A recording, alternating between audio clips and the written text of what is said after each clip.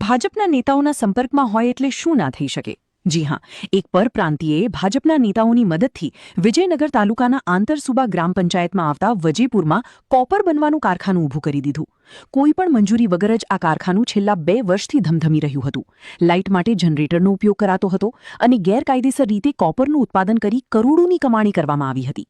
આ પરપ્રાંતિય દ્વારા સરકારી જમીનમાં કેમિકલ વેસ્ટ પણ નાખવામાં આવ્યો. જો કે છેલ્લા 2 વર્ષથી આ ફેક્ટરી ચાલતી હતી, છતાં સ્થાનિક તલાટીએ કોઈ કાર્યવાહી ન કરી અને મોડે જાગેલી વિજયનગર પોલીસે પણ આ કેસમાં પરપ્રાંતિયને પોલીસ સ્ટેશનમાં બોલાવી માત્ર જાણવા જોગ જ નોંધી છોડી મૂકતા હવે પોલીસની કામગીરી ઉપર પણ સવાલો ઊભા થયા છે. આટલું મોટું કારખાનું જે સંવેદનશીલ કહી શકાય તેવા કોપરનું ઉત્પાદન કરતું હોય, ત્યારે હવે ગાંધીનગરથી આ મામલે કડક કાર્યવાહી થાય તે જરૂરી બન્યું છે.